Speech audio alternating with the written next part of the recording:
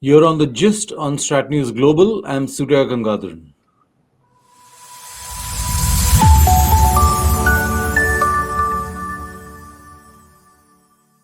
Welcome and good evening. We've all been reading about China's plans to build a mega dam on the Yarlung Tsangpo, which in Tibet, which flows into India as the Brahmaputra. Some amazing figures are talked about, $137 billion apparently. And one wonders whether China will go ahead with a project of such a gigantic nature featuring so many dams. I understand one has already been built, but there are three or four more in the pipeline, and there are many, many issues tied up with it. I have with me Uttam Sinha.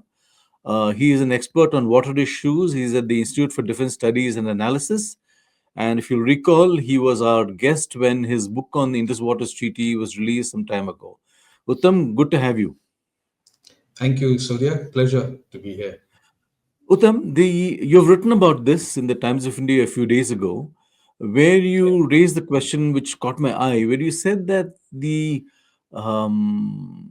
China's intention to come out with details of the dam, the cost, etc., may have less to do with actually building it and more about rattling India. Could you explain? Maybe, yes. I would think that China's plan and intentions are very different from its actual operation. You see, officially announcing the project is one thing, which they have done, Yeah. and the actual construction of it is altogether another thing. And given the terrain, given the size, given the engineering requirement, I would really doubt whether this would eventually be a success, right? But we'll see how things unfold. Um, Hmm. I think to achieve this gigantic scale of 60 gigawatt with about 137 billion cost that it is sort of projecting is somewhat doubtful. And given the history of some of the dams that are being built on the Yarlung, the upper Hmm. reaches, we have seen that not all have been successful. So I doubt really whether this would eventually come about. Also, if you look at the project itself, it remains rather vague. But you can say Hmm. that the Chinese are not going to give any blueprint to India about what their project designs are all about. So Yeah. it is clouded in some doubts and some sort of mystery whether they can really go about. Look at the project site itself, the location of the dam, Yeah. this dam. It's in a very remote part of the world, one of the most hospitable area of the planet. Yeah. It's amidst steep mountains and gorges that make accessibility hugely difficult. I know the Chinese have built the roads and the railway lines in Midok, the county where this super dam project is, but the region is greatly isolated and remains formidable. And therefore, I think accessibility will continue Hmm. to be a significant challenge. And that would add enormously to the cost of the project itself, which is 137 billion. But I think more dangerous and more important in terms of India's concern, and I think all lower riparian concern, is that this region is highly seismic, Yeah. which is, the geologists would describe this as a Indo-Sangpo suture, which is a very unstable sort of area. And we saw Hmm. this last week, a powerful 7.1 magnitude earthquake, Yeah. which is not too far from where the super dam is going to be constructed. And it's already created a lot of havoc. So I would think that apart from the international pressure that this dam will draw in this very sensitive and vulnerable area, I think the Chinese themselves would rethink about these projects and possibly relook at it in terms of the imminent risks and dangers that might come about. Of course, the Chinese authorities have stated that the super dam project that is to be built and the site are both safe. But really, if you have just a few more earthquakes, things Yeah. can dramatically. But if you look at the Yeah. project, Surya, I think there is a whole lot of impossibility that emerges.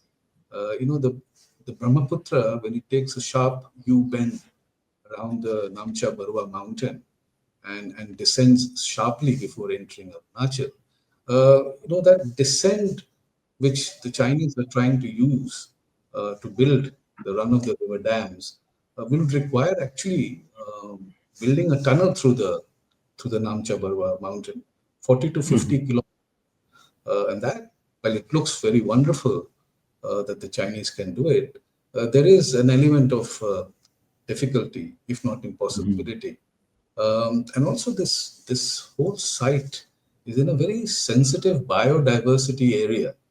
And remember, the Chinese have been the founding father, I mean, the founding party, and the signatory to the Convention on Biological Yeah. Diversity. They also have this Kunming Montreal Global Diversity Framework. So there is a certain reputation that the Chinese have. Hmm. So they will be calculating this super dam project. And I think if it comes to a situation where they find that the risks are far more, I would think that they would just quietly withdraw. Hmm. You also mentioned in your piece in the Times of India about China using this damn thing as a leverage in the border talks. Could you Hmm. explain exactly what this is? Well, if you look at the rivers that are flowing from China, on the east is the Brahmaputra, which is the Yarlung, and on Yeah, the west is the Indus and even the Satluj. Now, yeah. all these rivers, as they enter into the Indian territory, are border areas of great sensitivity. So they might be stable at this moment, but it does create a lot of sensitivity. And the Chinese action could very well be that controlling these rivers in a certain way also allows them to have a certain hand, an upper hand on these border areas as well. Hmm. So there is a direct link between the rivers that come in from China into the Indian territory. It's a territorial matter as well. And I think we need to, in our response, take this into consideration because the border areas are going to be sensitive, are going to be vulnerable. And from our side, I think we need greater amount of investment, Hmm. infrastructure build-up, etc., along this the border area. So there is a link, and the Chinese, are quite predatory when it comes to water issues. Water and land is quite clearly Yeah. connected, and Hmm. being a kind of a super, upper riparian power, sharing rivers, transboundary rivers with about 16 neighboring countries, obviously it becomes also a matter of territory for the Yeah. Chinese. Mhm. Um, are you aware of dissent within China about big dam projects that kind of act as a check on the government's intentions? Or do you think there's really no space for that kind of protests or movements? Well, no, China is, if you look at the recent events in China, in particular the domestic constituency, people are raising issues about, the ecological concerns and the biodiversity damages. And there is, I think, if not a robust environmental constituency within China, but at least a growing constituency with activists, scientists, and journalists who, despite the odds, are, through their expression, sensitizing the local people and authorities on Yeah. ecological issues and various principles governing it. I think this constituency has turned out to be an effective lobby in influencing leaders, to sort of move towards a more sustainable development pathway, and that also includes better management of the water resources. And there is an evidence, I think, and I have actually written about this, that in 2007, President Hu Jintao had called for a more scientific development on water issues, which included Mhm. actually securing more clean drinking water, improving water conservation, water pollution prevention, restricting excessive water resource exploitation, and even cutting down on water waste. Now, this is something that the Chinese have not really talked about ever. Their Mhm. whole water, management planning has been, more, supply side oriented. You create more Yeah. and more water, build more and more projects. So this element of sort of a holistic way of managing water issues was never seen in Chinese planning process. But I think there is evidences, and since 2007, there is a certain element and a concentration on these issues as well. The environmentally conscious regime in Beijing, who will be concerned about global warming and would be more open to conciliatory approaches, would perhaps be more receptive to basin management rather than emphasize on these big super mega projects which they're planning. Um, of the four dams that are planned on the Yarlung Tsangpo, one has already been built. Hmm. Is that the case? And this is run of the river, is it? Yes, it is. I think these were the earlier plans that the Chinese authorities had. They had wanted to build a series of run-of-the-river dams. The run-of-the-river Mhm. dams is generally acceptable by lower riparian countries. Yeah. Like when we build the dams in Kashmir on the western rivers, these are all run-of-the-river dams. So that's a more acceptable way of utilizing the water resources in the up riparian countries. But I think the Chinese have realized that building cascades of dam, one after another, is Mm. not only difficult in terms of site selections and the challenges of building dams and the cost that accumulates. But I think their whole issue on the super dam is not to build so much of a massive structure on the Yarlung, but to use the natural drop of the Yarlung to Mm. generate, naturally the hydroelectricity. And remember, in China, um, by 2030, in the next 5 years, the demand for electricity sector-wise is going to change quite considerably. What has been essentially an agricultural dominated economy, where you utilize 50 to 55%, where you had utilized about 60 to 65% of water earlier, now is going to be drastically cut down to about 45 to 50% of water in that agricultural Mhm. sector. Whereas in the industry and manufacturing sector, the water is going to increase from 18 to 20% to 32 to 35%. So I think this Mhm. emphasis on manufacturing and industry is where is actually driving the Chinese to search for more water and produce more electricity. And therefore, this Mhm. shift and focusing on this U bend is of great interest for the Chinese. And I mean, if I were a Chinese engineer and if I had looked at that sort of a landscape, I would have certainly advised the Chinese to utilize this, drop. And this The drop drop. is quite Yeah. incredible because it drops from the highest point of about 3,000 meters to 600 meters in a span of just 100 kilometers. So it's a nature way of generating hydro electricity, Yeah. and China doesn't really require to build concrete structures there, and it can use and leverage the drop to achieve its ambitions. So that's why this shift, I think, has happened. And but yes, it's quite a challenge. Engineeringly, it's a huge challenge, and as I said, the landscape, in a certain way, restricts such kind of interventions, engineering interventions.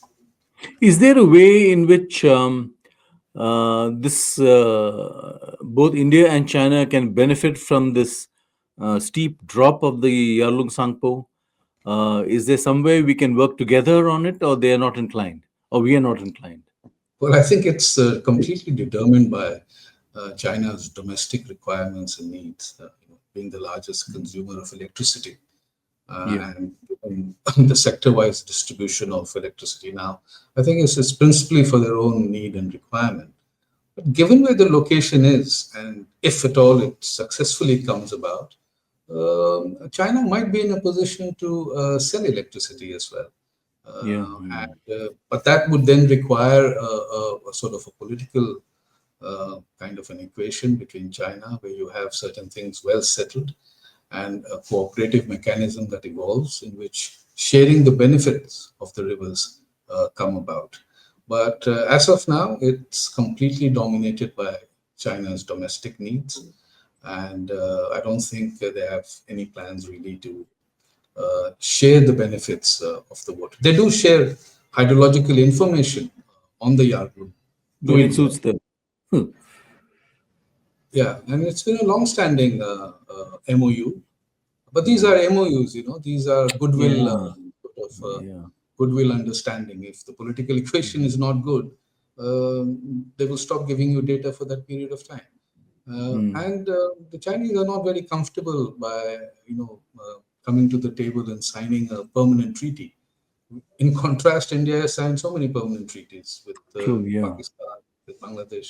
So I think Chinese way of looking at rivers and the transboundary water is very strategic, and it is quite embedded in their own requirement and in their own geographical differences, because where there is water, there is not enough economic activity, and where Hmm. there is large economic activity, there's not enough water.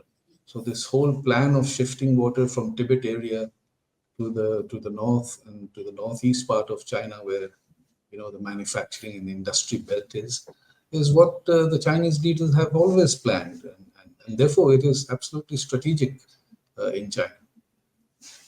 So tell me, what can India do in the event China goes ahead with this project?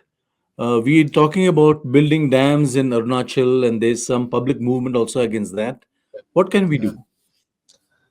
Well, I think first and foremost, India needs to stop creating this China phobia and work through its strength. I often hear this fear of China that they will stop water or that they will flood water. It's quite pointless, really, and I Hmm. think we need to stop this.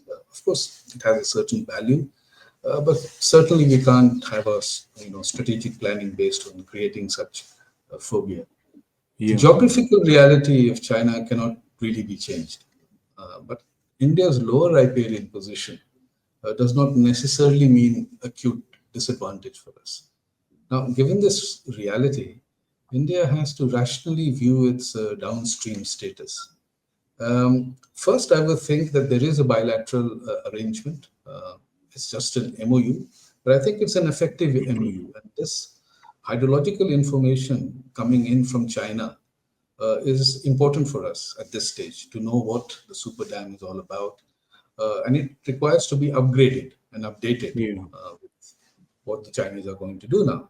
Now, because it is an MOU and it is an established arrangement, I think India has this space to raise its concern. And this MOU should be used, particularly in this case of the super dam that China is planning to build. Um, of course, China is not going to do anything more beyond giving us hydrological data, but I think we should still put this concern pressure on the Chinese. Um, the other thing I think India needs to do, and quite effectively, would be to have more water development footprints in Arunachal Pradesh, simply to enhance its economic growth in the region, and particularly focusing on water storages to mitigate dry season flow.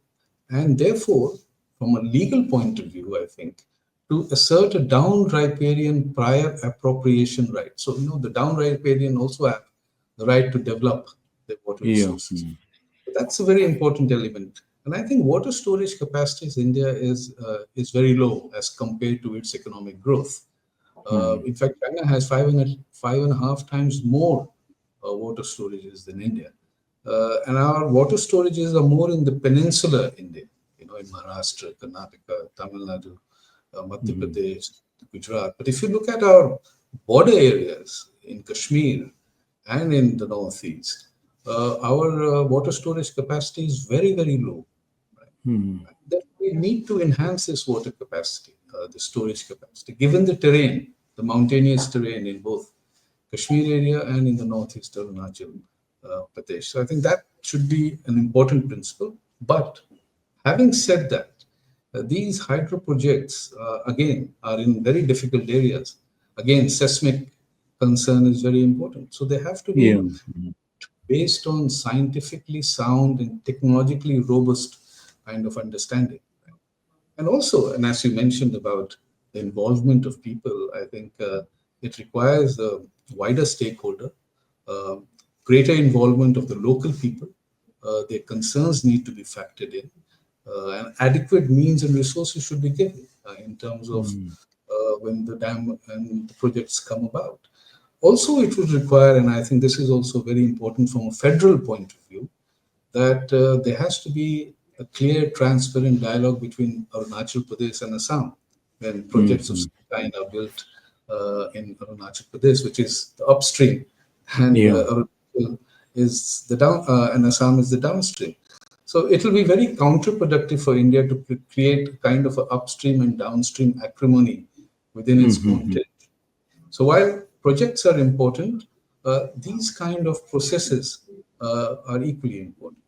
Another aspect that India is concentrating on, of course, but needs to be pushed further, is the inland navigation in the northeast. And I Mhm. think this is critically a very important entry point to bolster the basin level cooperation and harness the potential of the Brahmaputra basin.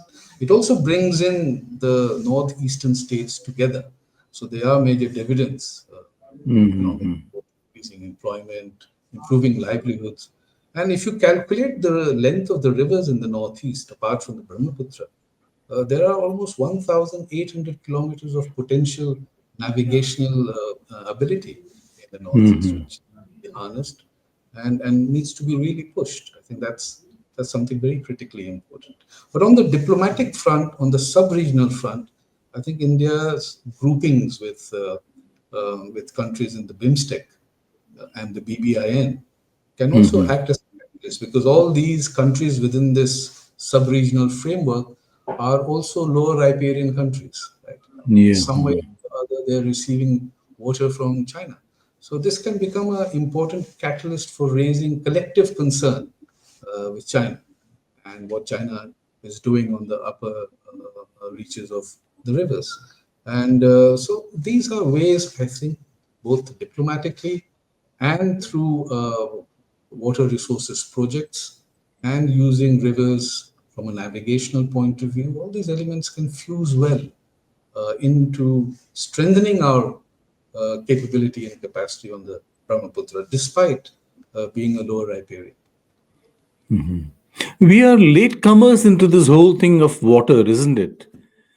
Storage of water and concern of what China is doing. Somehow we don't seem to focus on these things. Yeah, you're right. I think we never focused on water as a kind of a strategic resource. Yeah.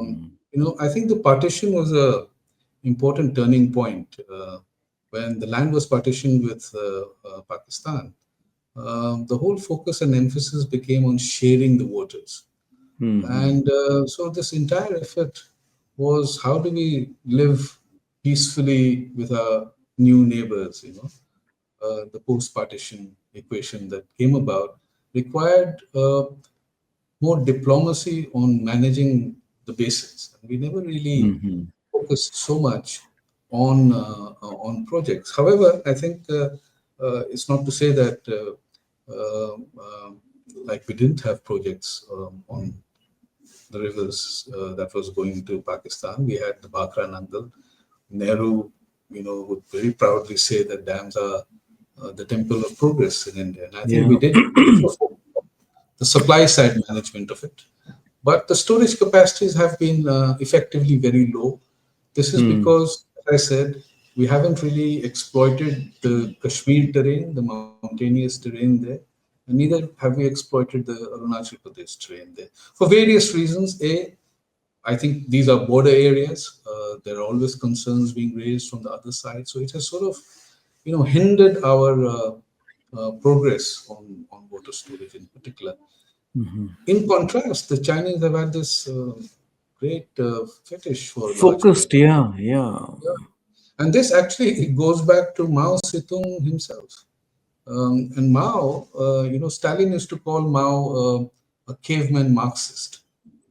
But he was beyond that. He looked at Tibet and he said, Yeah. well, Tibet has enormous water resources and it doesn't really require that much.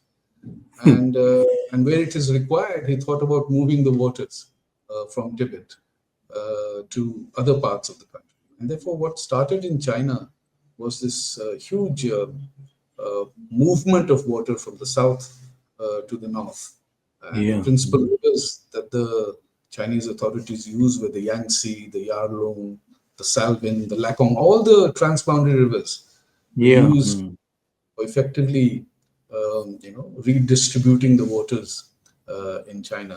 And mind you, very few people know that Mao had this great ability to look at rivers and think in terms of strategic gains and also internal stability.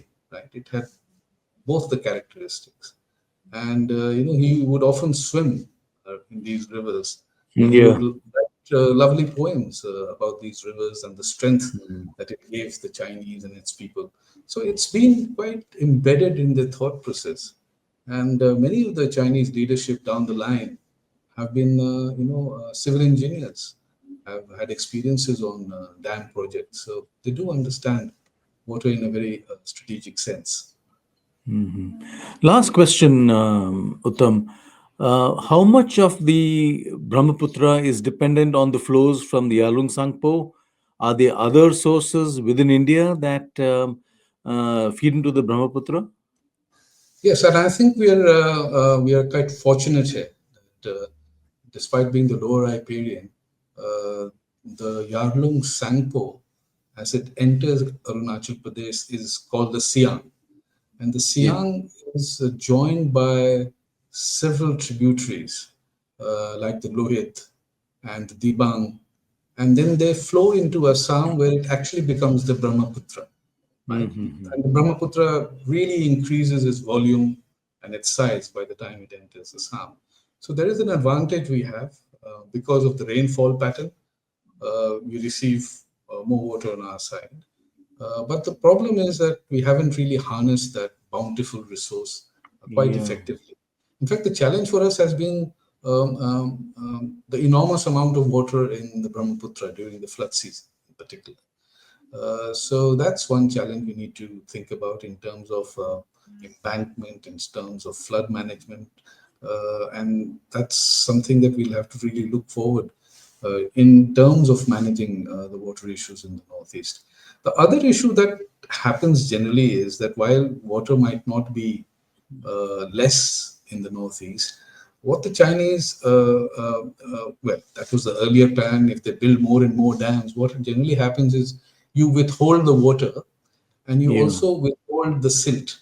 So then that becomes, quite a leverage for an upright Yeah. Indian country. That when you hold the silt, you're not giving enough nutrients to the Nutrient. river Yeah. that Yeah. flows down, and you can economically choke the lower riparian countries. And I have been Mhm. told by many people in Assam and in particular that the water that they get from China these days are absolutely clean water, right?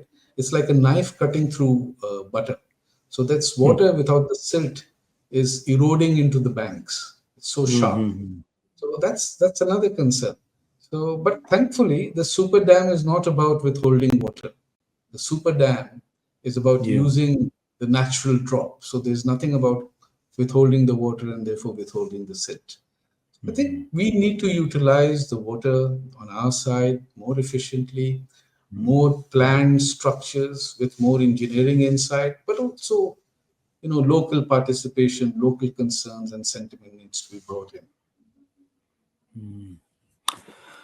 Uttam, thanks very much. Very interesting your perspective on this.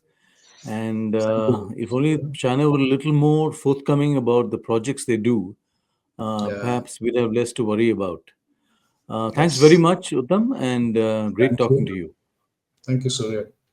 Thank you.